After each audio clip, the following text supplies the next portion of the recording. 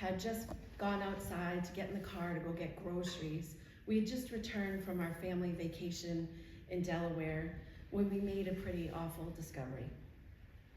At the time, I had lived in this neighborhood for 23 years. I had had all my firsts here, my first home, my first marriage, my first dog. In fact, thank God for the dog, because that's how you meet the neighbors. You meet the dog people, and I started meeting people. And then I was also blessed to have my first child there. I remember when my son John was born, it was a critical moment at the hospital. It's that time when you're about to leave and they hand you the baby. And I had this overwhelming feeling that I was gonna vomit. Like everything dropped, like, you know, when the whole stomach drops out from underneath you. And I panicked because I realized that I was supposed to know how to take care of this baby. And I had no idea.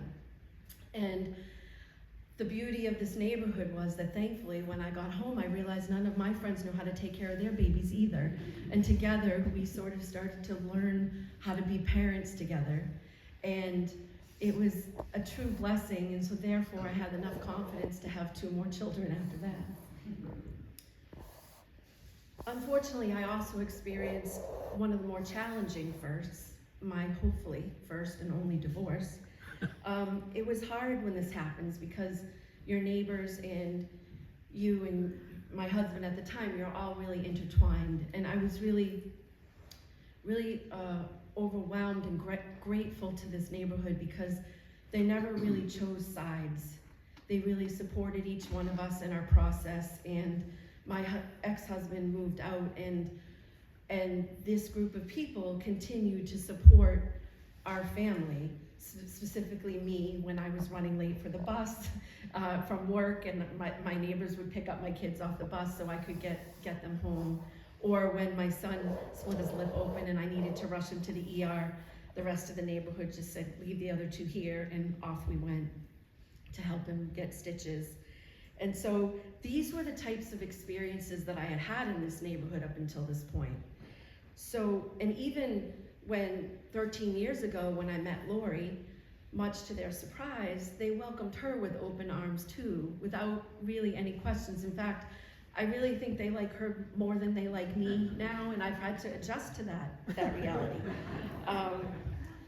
But that day when we were heading out for groceries, when Lori spotted that our peace flag was missing, and we had hung a flag 2 months prior in honor of the Orlando shooting. And so when we both saw this, the 2 of us were standing together in the driveway, looking at one another, trying to come up with an explanation that wasn't the explanation we most feared. I was reeling inside. Immediately my head started spinning, like who around us wasn't accepting of us? There had never been any signs of it, so I was in complete shock. But out of the corner of my eye, I saw Lori, and she's looking at the front of our house, and she tells me that there's eggshells all over the house. So we go over there together and stand in front of the house, and I kid you not, like we look up to our bedroom window upstairs, covered in eggshells. Grace's bedroom upstairs, covered in eggshells. Claudia's bedroom downstairs, covered in eggshells. Our family room window, covered in eggshells. Our front door and our front porch. Eggs everywhere. And it's the middle of August. They are baked on good. It's like fried egg all over my house. And they'd been there for a few days. And it's hard to explain that feeling when you know, and if you've had experiences that have kind of been shocking like this, you know, like everything changes in that moment when your sense of safety is shattered. I had never experienced outward prejudice for being gay, and as I tried to make sense of it, though, I noticed Lori pacing back and forth in having an experience of her own. And I can see the history of shame and pain emanating from her body. She's trying to keep it together, I can see that, but it's clear that she's falling apart inside. Lori came into knowing that she was gay in the 1980s. And that was a really challenging time. There was an incredible amount of homophobia because the HIV crisis was taking over and people were petrified. So the last thing that she wanted to be was gay. And I had heard all those stories. Like, I knew those things intimately from her. But it was different to watch the pain and the shame show itself on her in such a profound way. What I was witnessing, I was learning something new and deeply traumatic that my wife had experienced as a younger woman. Me, on the other hand, I sort of came into discovering that I was gay later in life, and so we were both coming from very different places. Finally, we decided to do what most people do when we're in a crisis. We get busy. Lori ran to get some cleaning supplies, and I went inside to communicate, called the police, and communicated to my neighbors on Facebook to see if anybody had seen anything. Pretty quickly, I got responses from neighbors saying that they were shocked just as we were and dismayed that it would ever happen in our neighborhood. Even though this made me feel a little bit better, I was still just really reeling from the whole experience. How could we not be accepted here in this place? I joined Lori out on the front step. We got our scrub brushes, our pails of water, our soap, and in some weird cathartic way, we were trying to scrub the eggs and scrub this experience away from us. What was happening as we scrubbed, we cried, we processed, we expressed our emotions, our pain, our anger, our confusion, and all of the sort of just overwhelming fear that was kind of bubbling up in both of us. At this time, 2 of our friends came by to check in on us and let us know that they hadn't seen anything. And they were asking us a lot of questions about our peace flag and wanted to just remind us that they were there to support us.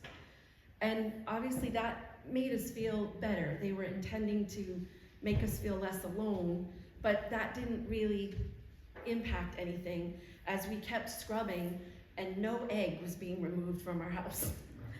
Literally, apparently, eggs are very bad for the house. Eggs destroy wood, and so we scrubbed for hours and never really got anywhere.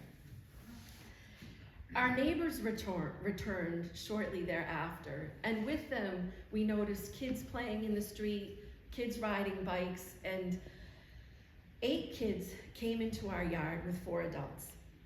And they came to share with us that they had just finished delivering 22 peace flags to our neighbors. There were peace flags now hanging at 22 homes, and they wanted to let us know that everybody wanted to do something to try to impact what we had just discovered. So to go from this place of despair to this place of just overwhelming emotion, we just both started crying and thanking them for what they had done. It was a powerful moment to, in that moment, sort of feel like, whoa, okay, maybe this neighborhood is what we believed that it was. And maybe we would actually be okay and we would recover from this. When we finally went to the grocery store later that day, we were driving out of the neighborhood and we saw the peace flag hanging at the Mazzolas, and the peace flag on the door at the Gons, and the peace flag hanging on the tree at the Kellers, and the peace flag on the door driving out of our neighborhood at the O'Donohues, and then the one on the fence at the Mangans. And that drive out of the neighborhood was a really poignant one where it really set in. We were overwhelmed with the love and kindness that we felt in that moment. Within 3 days, 22 flags turned into 68 flags. When people were returning from home for what they were doing during the summer, they quickly got one hung in their neighborhood, and our pain was transforming. Our Jewish neighbors came and shared their stories of why it was important for them to hang a flag. Our African American neighbors came and shared the story why it was important for them to hang the flag. And we were beginning to feel deeply connected to our neighbors in a whole different way, not just based on what we were feeling, but based on what they had been through or their families had been through. And over time, the story was seen in the news and social media, and people all over the world were contacting us through all sorts of venues. We were asked to give interviews and go on different forums to talk about things. We heard deep stories of fears from people all around the world, people that were afraid they couldn't even, weren't safe, coming out of their home. This story impacted people's ability to believe and have hope and faith in people and in community. Most people who are victims of crimes of hate live in fear and anxiety for the rest of their lives. This experience could have ended for us like this, but it didn't.